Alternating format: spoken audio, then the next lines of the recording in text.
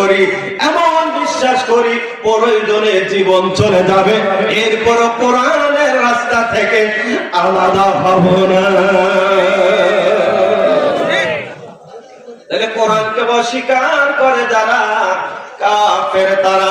এরপরে আল্লাহ বলে وقال الذين كفروا لا تسمعوا لهذا القرآن والغوا فيه لعلكم تغلبون।